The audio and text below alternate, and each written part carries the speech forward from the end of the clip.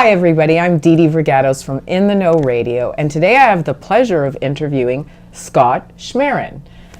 Scott Schmaren is a nationally known speaker, coach, and author. He has spent over 20 years seeking out and learning the very powerful success technologies that he used to transform his own life.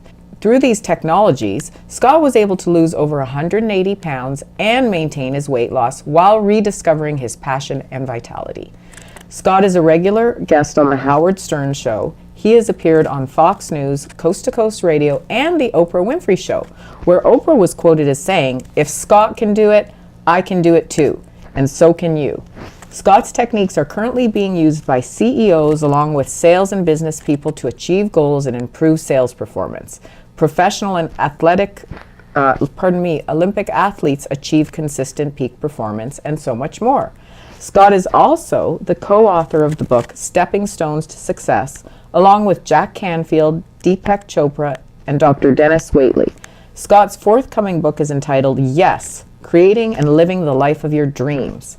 So, Scott, 180 pounds, not an easy thing to do. It was a journey. So tell us about that journey, because it's a journey a lot of people unfortunately are facing at this time, here in America especially. It is. It's becoming a worse and worse problem. I was always the fat kid when I was the kid. I always had that little voice in my head saying, you need to help people. You need to make a difference in this world. I didn't know how I was going to do it as a kid, but I was teased and I was bullied. And because of that, I started to withdraw from the world. I spent a lot of time watching TV, eating, watching TV in the 1960s and 70s, and I got heavier. And the heavier I got, the more I was teased, the more I withdrew, and this vicious cycle just continued. And the refrigerator and the TV set became my best friends. And I remember times in my life, we used to have, in the United States, we'd have in gym class in grade school, we'd have the President's Program of Physical Fitness. And I hated it.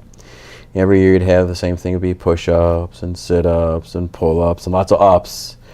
None of them I really liked, but the part I hated the most is they weighed us in on one of the days. And I had a really, really horrible gym teacher that thought it was much more efficient to weigh us from the lightest to the heaviest kid. Wow, so he really singled the heavy ones out. Yeah, I remember on the days they'd weigh us in, it'd be in gym class, and it'd be the end of the class, and all the kids would be on one side of the gym, having already weighed, and I'd be on the one side by myself. Wow. And the announcement would come out, okay, Schmaren and anybody else who's left, and it would just be me.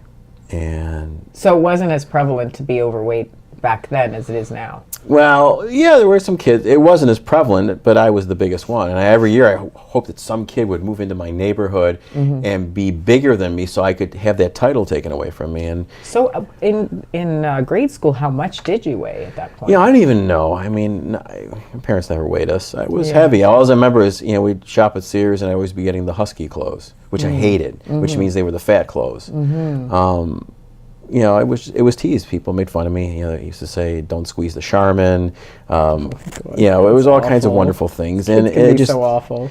And what happened is that voice started to fade in my head, and I started to withdraw more and more from the world. And I'd have moments. I remember going on my first real diet. I think at about 13 years old, losing a little bit of weight, putting it back on. Then in high school, then I remember there was a quote-unquote famous diet doctor in the Chicago suburbs who was basically giving out amphetamines, who several years later ended up being arrested and basically telling us, you're eating too much, you're too fat, just take more pills. So did you take those pills? Oh, sure. Oh, and my family was on them at the same time, and we were all running around like we wanted to kill each other. So that must have been an interesting household, everybody on amphetamines. Yes, it was very interesting. Wow.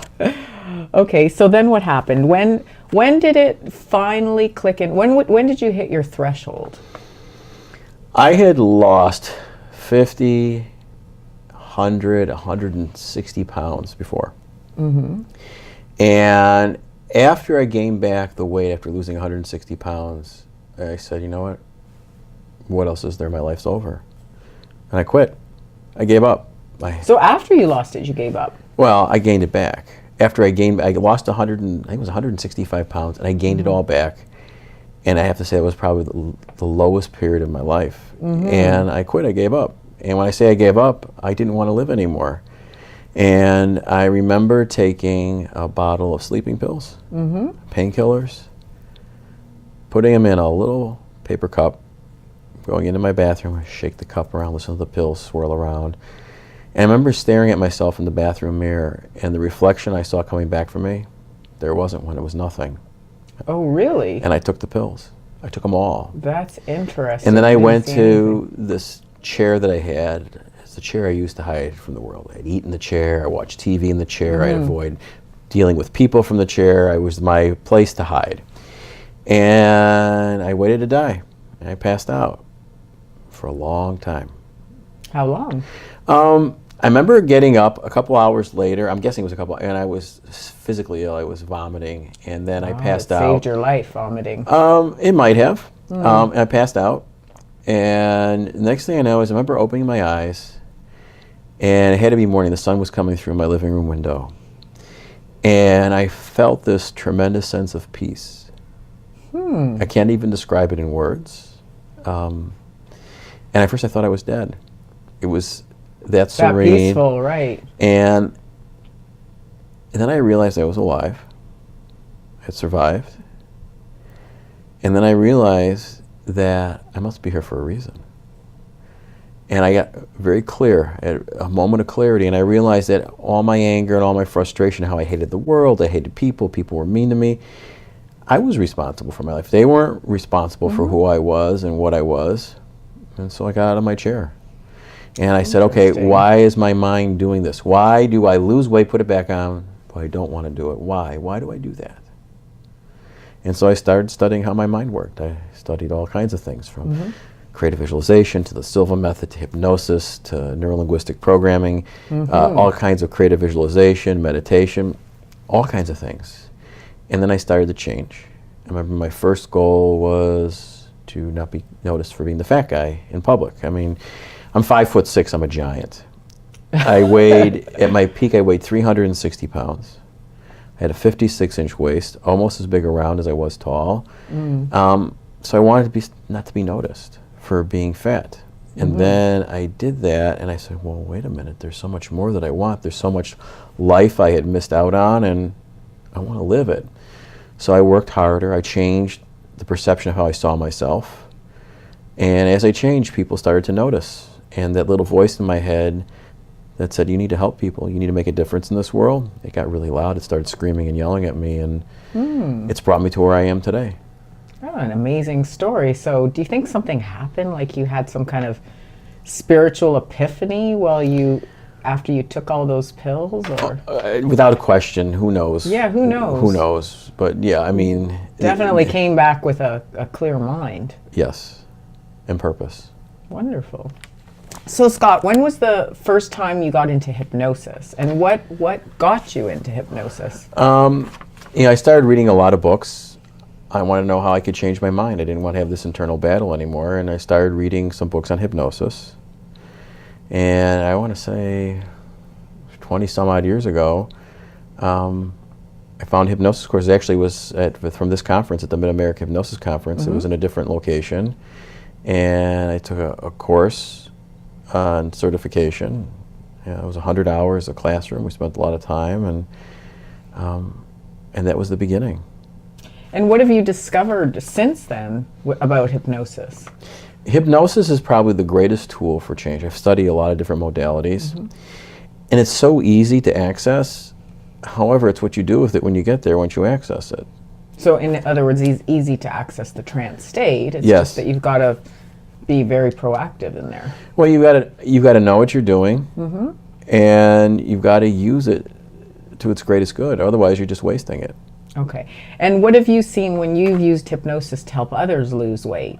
With weight, being overweight? Well, one of the things I've noticed with my weight loss clients, and really it's mostly true for all my clients, whether they're working on something else, is if we go back in time, the thing they're struggling with usually goes back to somewhere in childhood.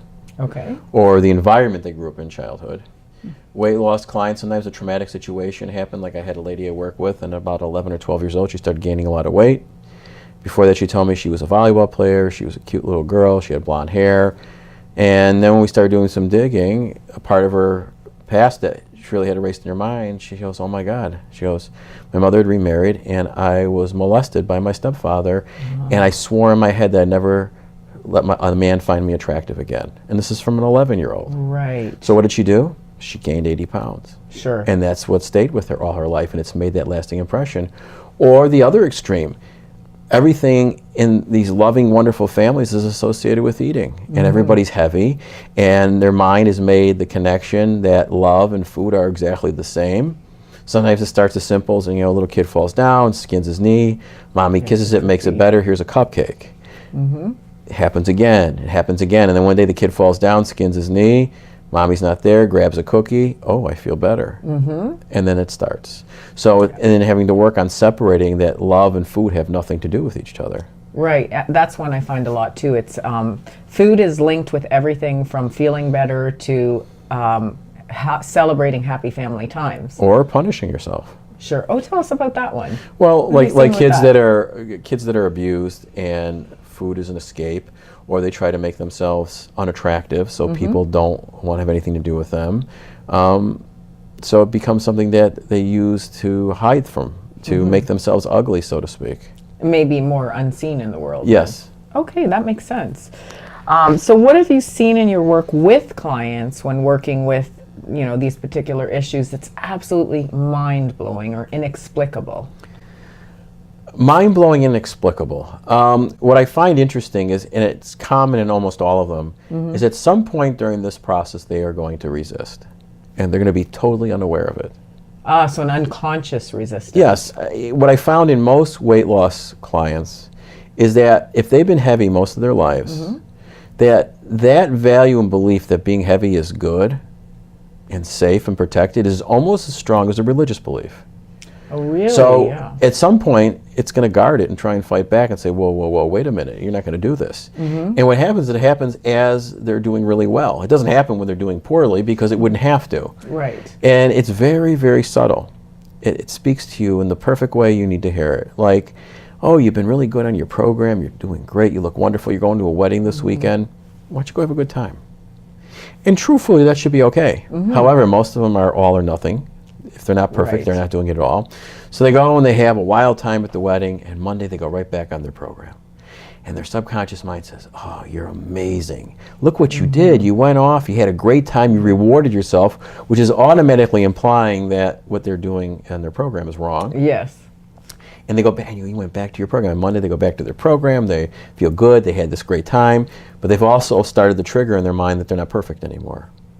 It does tend to be a very black or white, doesn't it? And but it's very subtle. And then about a week goes by, and your mind says, we had a good time at the wedding. If you think about it, you're really highly disciplined right now. Why don't you every weekend have a good time, and every Monday you can go back? So you start to do that. Every Saturday and Sunday you go off your program. Monday you go back, and you pat yourself on the back. Oh, I'm doing great. Look at this. I can live with both worlds, and you don't really lose any weight. You don't gain any weight.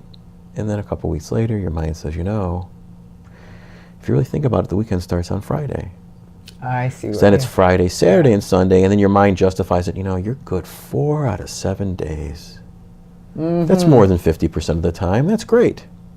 So you catch them, obviously, before they start down this and then you gain 5 pounds. Right. And if you already lost 100, your mind says, 5 pounds. You could lose that in a week. Then the 5 becomes 10, 10, 20, and one day you wake up and you're heavier than you ever were and you have no idea how it happened. Wow. And that's what happens. Well, they resist. I give them homework. They don't do their homework. They find excuses. I had a lady I spoke to just the other day. She's in part of California. It's very hot right now. She goes, well, I didn't listen to my recording on MAFU every day because it was too hot outside. Yeah. Okay. I go, well, she goes, well, we don't have air conditioning in our house. It was just too hot. I said, those two things have nothing to do with each other. She goes, well, it's too hot. I was uncomfortable. I said, you have a car? She goes, yes. I go, you have air conditioning in your car? I said, yes. I said, not drive your car, but you could sit in your car in your driveway and turn the air conditioning on, couldn't you? Or how about you do everything else when it's hot? Why couldn't you do that? Right. So it's cause and effect. Their mind rationalizes why one thing has to do with another when they have nothing to do with each other. Right. Yeah, they find justifiable excuses in their mind. And the other thing is, too, if you're used to being overweight and not being as successful, the idea, I think, of success can scare a lot of people. Because now you have no more excuses. You can't say, "Oh, I was too fat. That's why I'm unsuccessful," or "What? That's why I haven't gone anywhere. That's why I don't have the good job that I want." You can't use that as an excuse anymore. So the fear of success, I think, is big too. The fear of success, well, also because they're afraid of it because they don't know it. Exactly. It's unknown. And was it Virginia Satir's famous psychiatrist said, you're always taught that human beings' greatest need is survival. It's not. It's familiarity. We will choose a habit we're familiar with, even if it's going to kill us, Right. than choosing the unknown, which in some cases, whatever it's going to be is better than what we have now. Yes. It's just uncomfortable because it's unknown. It's unknown, and the fear is not real. Right. Right. So I know you do more than just weight loss. You work with CEOs, very success-driven people. So what have you noticed? Maybe you've noticed, is there a difference in the mindset of someone who's like established in a really high level versus, the average person? Yes. Okay, so what are those differences? Well, there's one simple difference, and it's not a difference you would expect.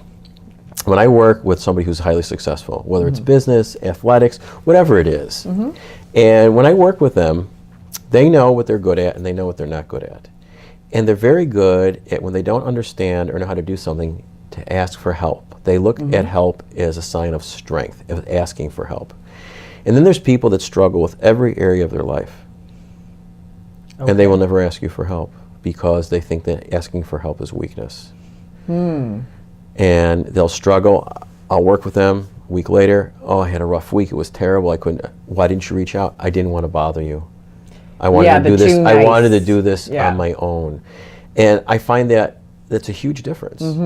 People that are highly successful know what they're capable of, and they know that what they're not capable of doing, they'll surround themselves with people that can help them, give them the information they don't know and they don't have. Well, I think that people are making an assumption that you don't want to help them, and they shouldn't be making that.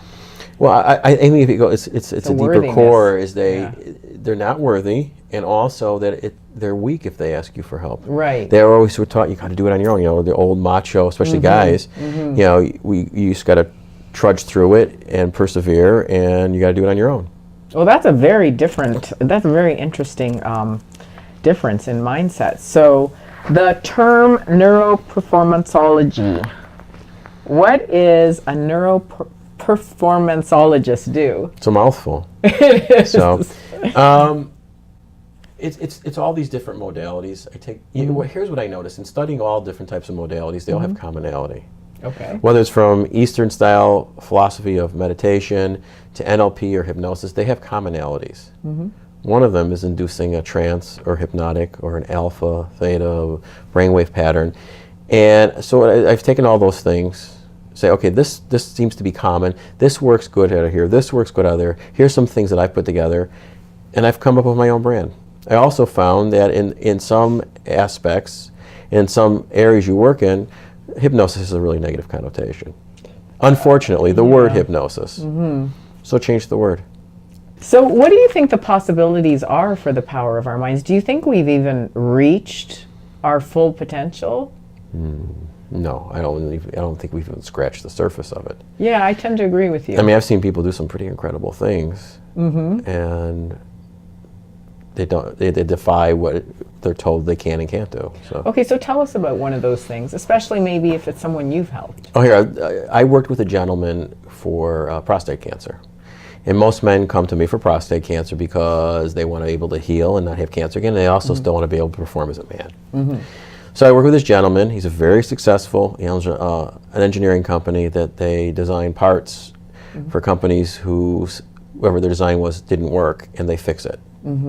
And he comes to me, "I just got prostate cancer. I believe in this stuff." I helped him with his golf game before. And so we work on him healing and recovering and being able to perform as a man. And the day before his surgery, he interviewed several surgeons, picked the best surgeon in the Chicago area, world renowned. He's going to spend one night in the hospital. And so the day before, he comes in and we do a session, and I record the session for him on healing and recovering. So he's going to go in the surgery, and all the systems and functions of his body are going to work perfectly, and he's going to heal and recover very quickly from the surgery. So he listens to the recording, surgery goes perfectly. It's on a Friday afternoon, late in the day. He has the surgery. He has to spend Friday night, gets out of the hospital Saturday, which on the weekend is not always the best place to be in the hospital. So about 1 o'clock on Saturday morning, somebody makes a very bad mistake. And they give him a lethal dose of heparin, which is a blood thinner. Oh. And he starts bleeding out. His blood pressure drops to near death level. Now they're looking for the surgeon on call because he's hemorrhaging from every part of his body. And they didn't realize it was Well, heparin. they knew it was. So now they're trying to find the surgeon on call who's now in another emergency surgery and they can't operate on him. They tell him he's going to die. And in a moment of clarity, he has his wife pull out his iPhone and he puts on the recording I made for him. And within 15 minutes, he raised his blood pressure. With a lethal dose of heparin in him, he clotted all his blood clots. Wow. 2 hours later, at 3 o'clock in the morning, they finally get him to emergency surgery. They don't know why he's still alive. And when they cut him open, everywhere he was bleeding had clotted, even with a lethal dose of heparin in it. Wow. And he says it saved his life. That is amazing. So people do amazing things. Yeah, the mind is so powerful. I interviewed Deborah Roth as well, and she's does medical hypnosis, and she talks about, you know, this guy that she encountered on a mountain bike accident. So she was doing like accident scene hypnosis, stop the bleeding, stop the pain, because he was in a remote area. So it took 45 minutes for the paramedics to reach there, and he was fine by the time they got there. So it really is amazing, especially when it comes to orthodox medicine and what's possible with hypnosis. Far, far, far from what I've heard and understand from doing these interviews, allows people to accomplish with disease, especially autoimmune diseases. Sure. So have you ever worked with anybody with any kind of autoimmune disease or something? Because that's a really interesting one, isn't it? I worked with very few people, like for things with MS, and we work on the systems and functions of their body, returning to normal, healing, and actually working optimally. And so what have you seen just with working very minimally on that? Even minimally, you see people reduce the amount of medication they need, sometimes no medications at all. They start to have more mobility. They start to enjoy their life again. All kinds of wonderful things. And that's pretty amazing. It's the most important thing. What else is there besides enjoying their life? Exactly, if you can help someone to do that. So if you could leave our audience with something, just one thing that you believe is really, really important that they know about their minds, what would that be? I think the single most important thing you have is awareness. If you become awake and aware of what's going on in your head, you can change it. If you don't, you can't. So becoming awake and aware of your thoughts, your feelings, your habits, your beliefs, there's great power in that. And if you have that, then you have the ability to choose, because then it only becomes a thought, and a thought can be changed or dismissed. Right. If you have no awareness of those things, you're in trouble. Well, thank you very much. It's Thank been a you. pleasure.